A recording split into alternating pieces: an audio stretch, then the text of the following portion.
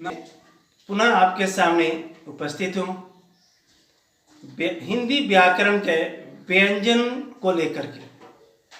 व्यंजन किसे कहते हैं, उसके कितने भेद होते हैं, कौन कौन है, इसके बारे में मैं विस्तार से आज चर्चा करूंगा। पिछले वीडियो में मैं स्वर के बारे में बताया था। बच्चों, व्याकरण की जानकारी ही भाषा की शुद्ध बोलने देता है। अगर आपको जानकारी नहीं है व्याकरण का तो आप शुद्ध भाषा नहीं बोल सकते। इसीलिए चलिए हम व्यंजन के बारे में बताएंगे। बच्चों, स्वर की सहायता से उच्चारण होने वाले वर्णों को व्यंजन कहते हैं। स्वर की सहायता से अर्थात वह अपने आप में अकेले नहीं हो सकता है। हर व्यंजन में अ छुपा हुआ है।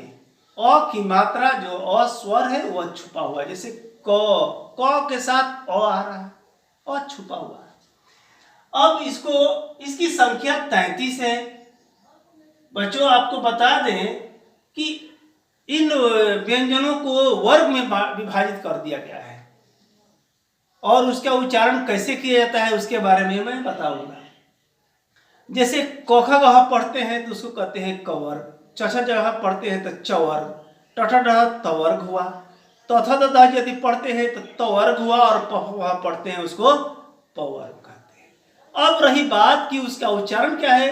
कवर्ग का उच्चारण स्थान कंठ होता है, कंठ से होता है।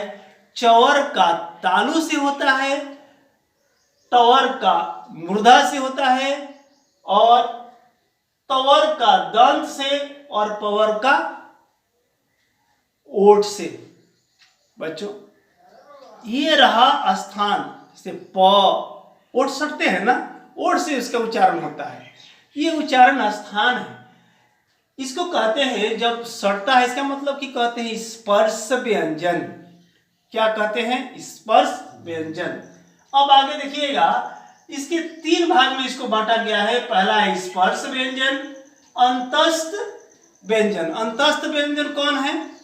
य, र, ल और व। 4 है, केवल 4 है। इसका उच्चारण जीभ से होता है, तालु से होता है और दांत से, ओठ से।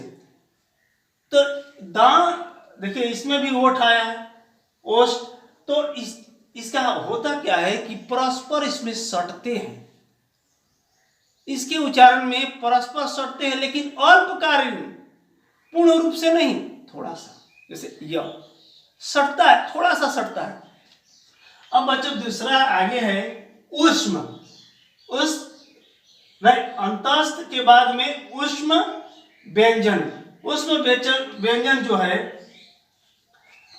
जिसके उच्चारण से क्या होता है, घर्षण होती है, रगड़ पैदा होता है और उसमें गर्मी निकलती है।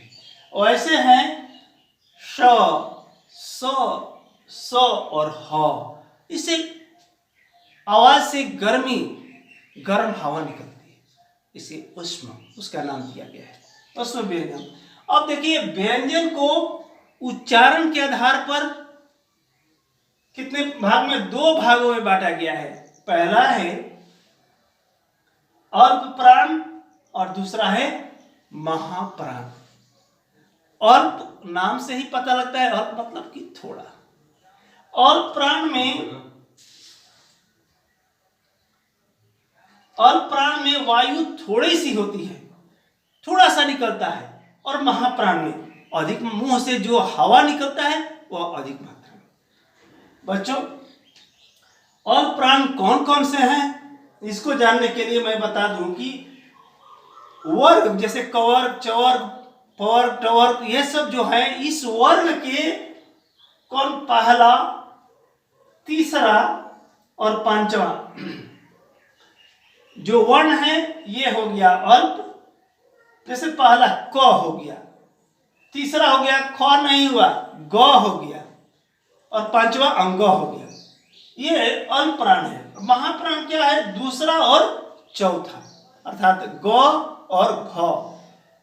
और ऊष्म वर्ण के जो वर्ण आते हैं, जैसे य, र, ल, व, उसमें हम पता है ना, यहाँ पर ऊष्म उसमें जो ये है यहाँ पर यह लौ नहीं है, ये तो अंतस्थ है। उसमें जो है स और ह, ये उसमें है, ये महाप्राण है, दो भाग में बांटा गया है उच्चारण के आधार पर, आधार बना गया है उच्चारण के आधार। अभी बच्चों एक और चीज है, कंपन के आधार पर, कंपन के आधार पर व्यंजन को दो भागों में बांटा गया है। एक घोष, इसको सघोष भी कहते हैं, और दूसरा अघोष। सघोष किसे कहते हैं? सघोष उसे कहते हैं जिससे हमारे स्वर तंत्रिकाएं में कंपन हो, उसे सघोष कहते हैं। और जिनके उच्चारण में कंपन नहीं हो उसे अघोष कहते हैं।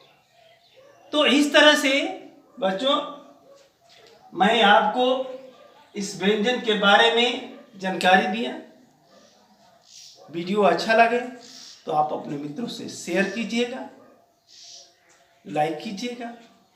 अगले वीडियो में मिलेंगे मैं, तब तक आप अपने घरों में रहिए, पढ़ते रहिए। आपको कोई बात पूछनी है आप जरूर कमेंट करके पूछ सकते हैं। धन्यवाद।